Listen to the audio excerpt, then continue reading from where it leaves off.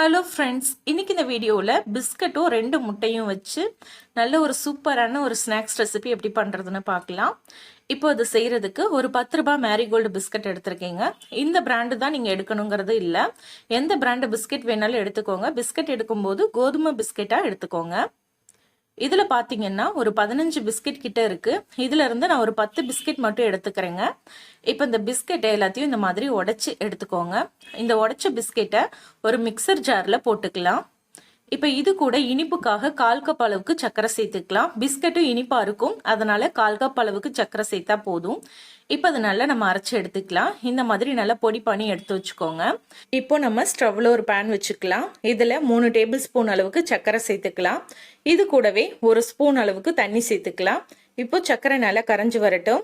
சர்க்கரையை நம்ம கேரமல் பண்ணி எடுக்க போகிறோம். ஒரு 2 நிமிஷத்துக்கு சர்க்கரை கொதிச்சதுக்கு அப்புறமா பார்த்தீங்கன்னா இந்த மாதிரி நல்லா நுரைச்சி வரும். இந்த மாதிரி நுரைச்சி வந்ததுக்கு அப்புறமா அப்படியே லைட்டாக கலர் மாற ஆரம்பிக்கும். நல்ல ஒரு கோல்டன் கலர் வந்ததும் ஸ்டவ் ஆஃப் பண்ணிடுங்க. ஆஃப் பண்ணிவிட்டு இந்த கேரமலை எடுத்து அப்படியே நம்ம ஒரு பாத்திரத்தில் மாற்றிக்கலாம். இதை மாற்றுறதுக்கு நான் 2 சின்ன பாத்திரம் எடுத்து வச்சுருக்கேங்க. இந்த மாதிரி பாத்திரம் உங்ககிட்ட இல்லைன்னா வீட்டில் இருக்கக்கூடிய சின்ன பவுல் கூட நீங்கள் எடுத்துக்கலாம். இதில் 2 பாத்திரத்துலேயும் கேரமலை சேர்த்துடலாம்.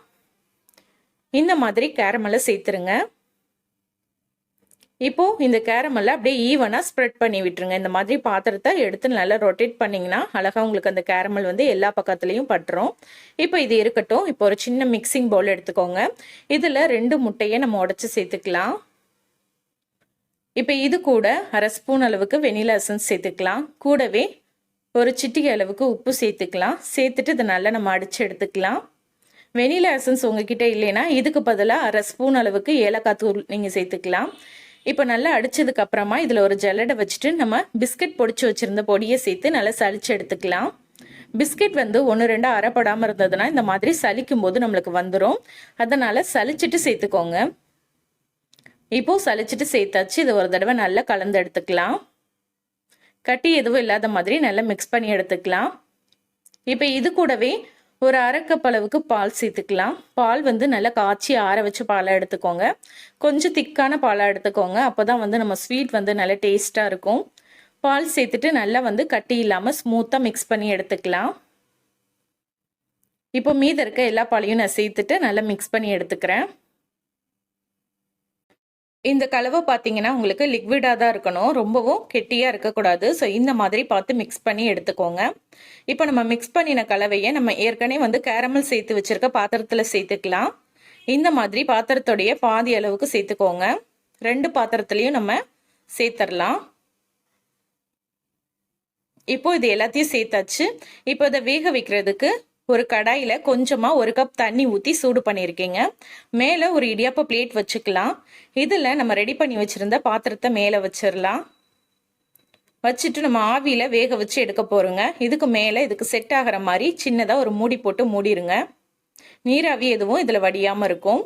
மூடி போட்டு மூடிட்டு இப்போ இதை நம்ம மூடிட்டு ஒரு 10லேருந்து 15 நிமிஷத்துக்கு இதை நல்லா வேக வச்சுக்கலாம். ஒரு 15 நிமிஷத்துக்கு அப்புறமா பார்த்தீங்கன்னா இது நல்லா வெந்திருக்கும் உங்களுக்கு. இப்போ நீங்கள் செக் பண்ணி பாருங்கள். மூடி எடுத்துட்டு தொட்டு பாருங்கள். கையில் ஒட்டக்கூடாது. ஒட்டுச்சுன்னா இன்னும் ஒரு 5 நிமிஷம் எக்ஸ்ட்ராவாக விட்டுட்டு அதுக்கப்புறமா செக் பண்ணி பார்க்கலாம். இப்போ இது நல்லா வெந்திருக்குங்க, நல்லா ஒட்டாமல் வந்திருக்கு.